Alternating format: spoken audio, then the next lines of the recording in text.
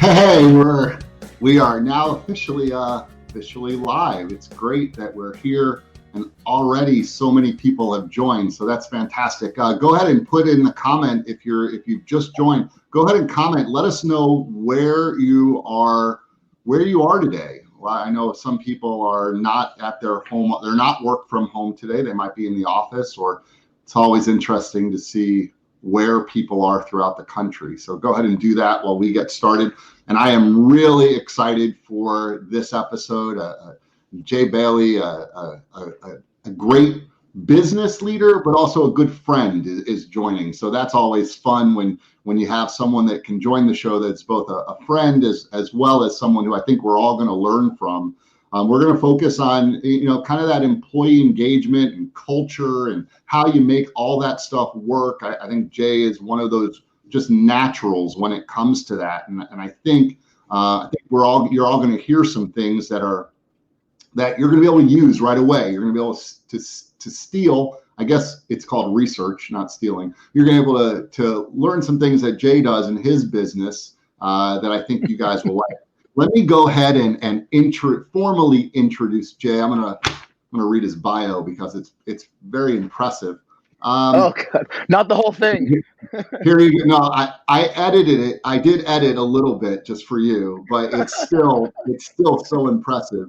So Jay Bailey is founder and CEO of Reatro Ventures, a creative ad agency and digital technology company located in Boca Raton, Florida. He's also the founder and former CEO of Sun Broadcast Group, a national radio sales and syndication network. And through his 12-year tenure, he grew Sun to be a top 5 network and was named by Inc. magazine as the fastest growing company in America radio company in America 3 years in a row. Quite the accomplishment. Prior to founding Sun Broadcast Group, Jay started a marketing firm that helped streamline the sales and advertising process of more than 35 luxury real estate projects across North and Central America. Some of the clients that he worked with, it's an impressive list. Canyon Ranch in Miami, Ritz-Carlton Residence, Club Intrawest, Monticello Properties Companies, and Martha's Vineyard. He became one of the pioneers in an innovative personalized marketing approach by developing software that created email, direct mail, and website experiences personally tailored to each individual prospect. And during his years in the industry, he helped his clients close more than 2 billion, that's with a B, 2 billion in sales. Bailey has been featured in numerous industry articles for his unique insights on the radio space, including he's been on the cover of Radio Inc. magazine, where he was named Networks Radio's next big star. He continues to proudly serve as an honorary trustee for the Alliance for Women in Media. Jay is a terrific person, a real expert, a real thought leader. We are delighted to have him here, and we're excited to jump in. How you doing, Jay?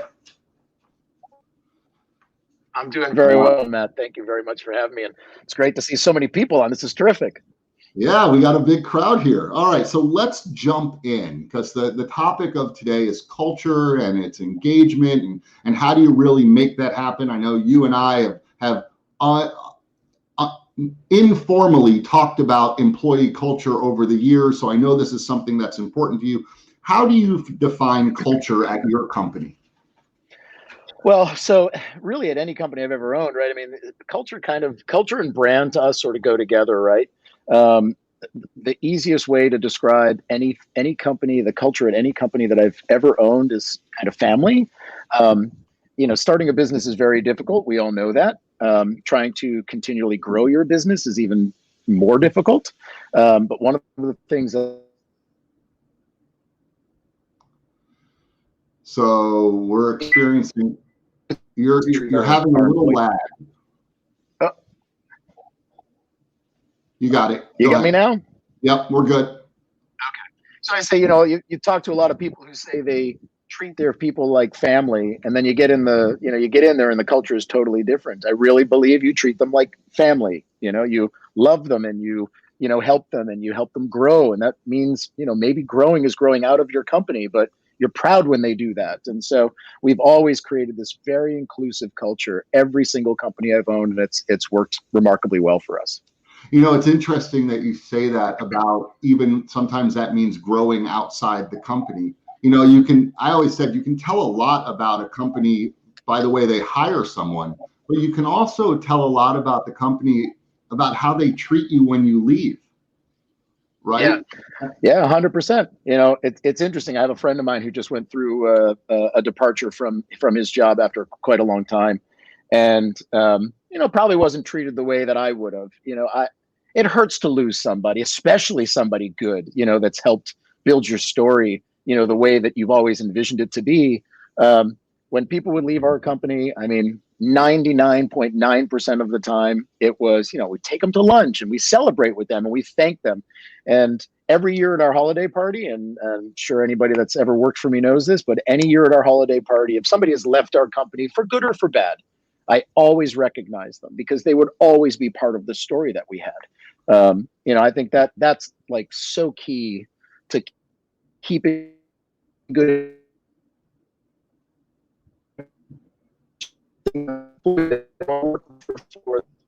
Yeah, it's very important. Yeah. So you mentioned that when you started to describe your company, you said you describe it as family. Give us some more color on that. Go a little deeper. Like what is the culture of the companies that you've run or that you're currently running? What is that culture, and what are some of the things that you do to make that happen? Because it needs to be something you pay attention to. I know it's something that you pay attention to. So give us some insight to how you do it. What is your company culture? So I think the most important thing that you can do is just pay attention, right? Don't hide in your corner office. Don't hide behind a door. I hate cliches, but the door is always open really means something to me. Every employee, I hate to call them, I don't call them like, call them team members, but every person on any team I've ever had, you have our cell phone numbers. Every manager, you're able to reach out to us. But more importantly, pay attention. Look, people have crappy days.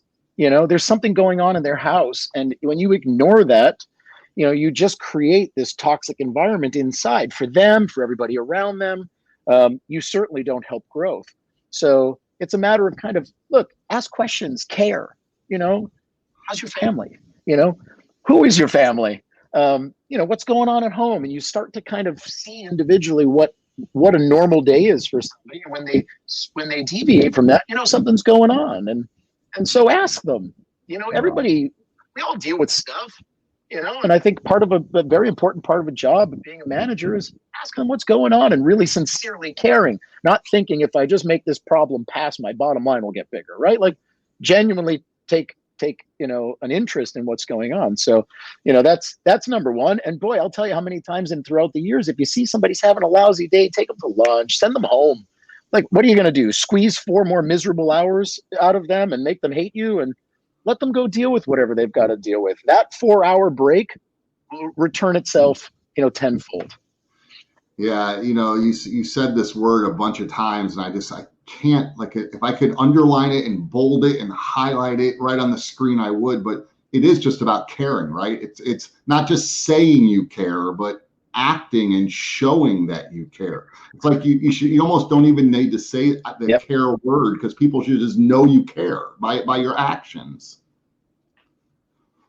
Yeah. What would 100%.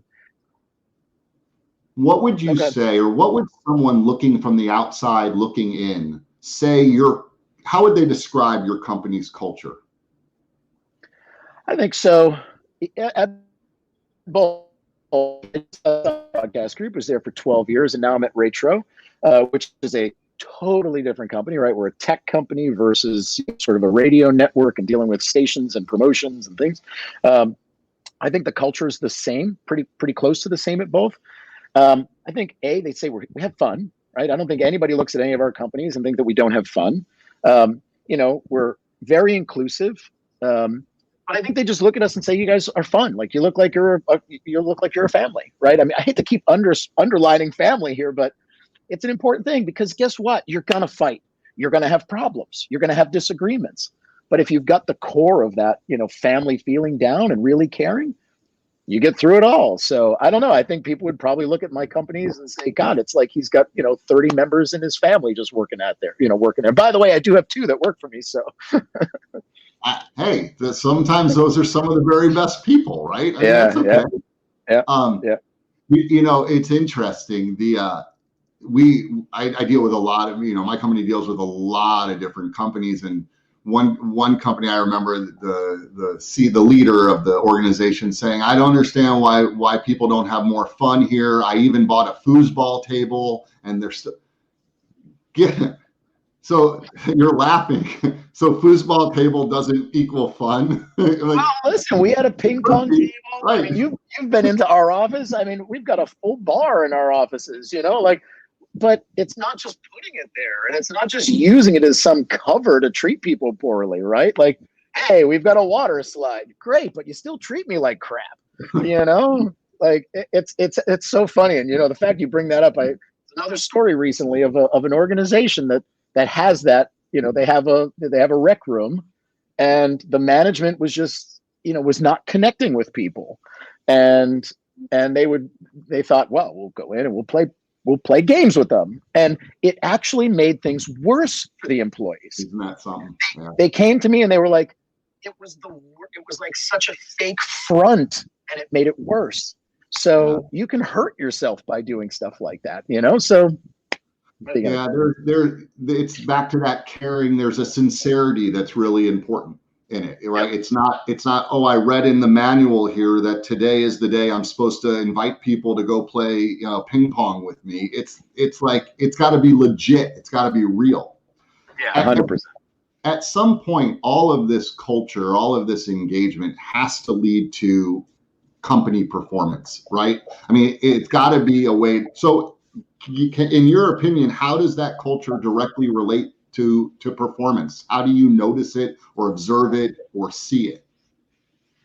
So I can give a few specific.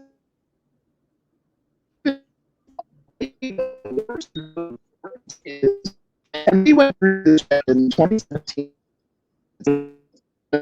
If other people on the call remember, but the very beginning of 2017 in the radio industry was very difficult. Advertisers just slowed down. I think, post-election, nobody knew what was going to be going on. And so we faced a really tough Q1 2017. I mean, really tough.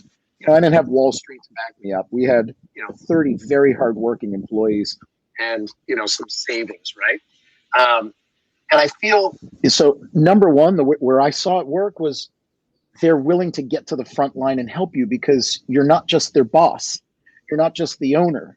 You're their friend, you're their family, and when you're open with them and you tell them the struggles, don't hide from them. Don't try to, shield them from some of those things. They step right up to help. And so their performance increases. They worked harder. Things that that moment, prior 8 or 9 years, everything we did worked, and it was right. It was the right way to treat people because, when stuff hits the fan, you need them there. You need them to be the first one on the front line. Very specifically at Sun, we used to do this upfront event. I think you came to it, right? We do a big advertising upfront event. We were the first to ever do it in network radio in years and years. And so what we did is we took our culture in our office, and by the way, I want to keep connecting this because brand is a very important thing for me. Sun, the brand that we built at Sun, the brand that we're building in Reatro isn't just a logo or a website or, a PowerPoint presentation. It starts here. Your people need to love and understand and be your brand. So we take that brand into this big event every year, and it was an instant success. It was instant money in the upfronts. It was literally the next Monday morning, instant orders, because the way we treated our people, came into this big room with our clients, we treated them the exact same way, and it's just a winning combination. It was super, super easy. At Reatro, I'll give you another great example. We started with a client. We built an app for them. We have a mobile app and software company. And then we have a marketing agency. Those are our two divisions at Reatro. We have a full service creative agency. And so we built this app for a brand new client. They're a chain of quick service restaurants around the country. We happen to be in the same location as them, so we could see them sort of face to face. And this was a small app project, a one-off app project. But little by little, these guys became part of it. They're eating at the place, right? They're giving advice and giving, ideas.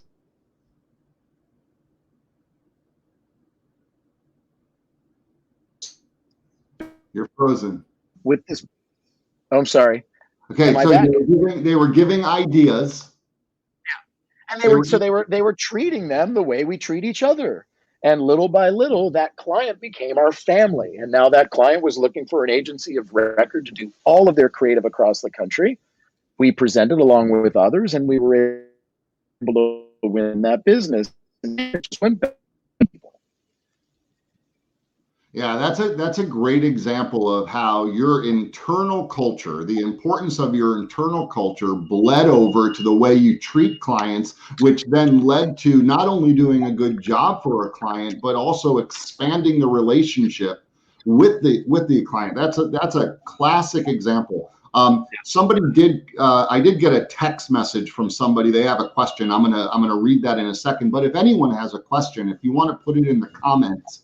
I can see the comments, and I'm happy to ask any of those. Here's the question. Someone said, so I get it. And I'm going to paraphrase what they said. I get it. I understand the importance of building a winning culture.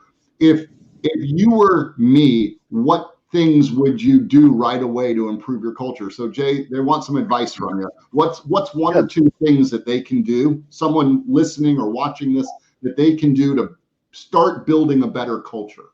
Yeah. So again, and I see a couple of people making the comment here too. The first thing I'm going to tell you is pay attention. It's so easy. I mean, the advice that I'll give you today is free and easy. Pay attention, care. Those are number one and number two, right? Have fun. Find ways to have fun. Don't force fun though. We talked about the ping pong table, or don't force fun, but have fun.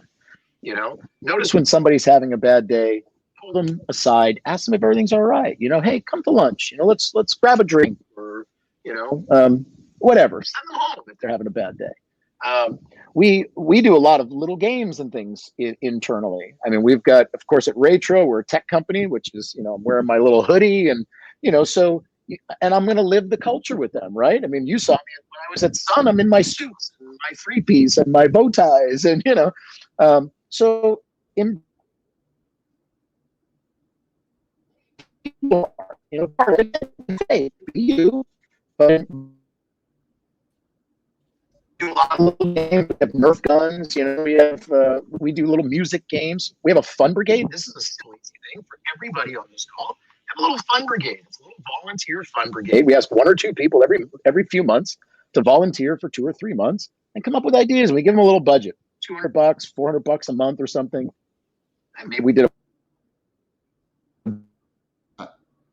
I love the idea of a fun brigade. We did milkshakes one day. So I'm saying, like, I'm not going to give some hidden secret. Everybody's go, oh my goodness, that's how the world works. These are little things that we should know, right? These are all little things that it's stuff you would do with your family, right? Right. Do it with your family that you spend 8-10 hours a day with. Yeah, I agree with you 100%. Inside of our company, we have something called the Culture Committee, similar to what you would call your fun brigade, right? But in everything that you're saying, just to kind of sum all this up, it is the sincerity. It is about paying attention. It is about caring. It is about having fun because you want to have fun with the people that you spend a lot of time with, not having fun because it's said in the manual, today's the day to have fun. Right? I mean, it's got to be legit. All right, so I'm going to wrap it up like this. First of all, I'm going to thank you for your time, Jay. You were an outstanding guest. Really appreciate it. I want to encourage people to join us weekly as we're going to continue with the Improving Sales Performance series. We got a lot of really good guests already booked, which is exciting for us. And so you want to pay attention and sign up, subscribe to the YouTube channel so that you can get notified when we're doing that. That's really important. Also, if you want to get a hold of Jay, if you want to reach out and connect with Jay, we'll put his information up on the screen. There you go. That's his LinkedIn profile. You can connect with him, message him there. I know he'd love to answer any questions that anyone has. He's happy to do that. And if anyone needs to get a hold of me, I'm easy to get a hold of. You can connect with me on my LinkedIn profile, and I'll respond back to you there.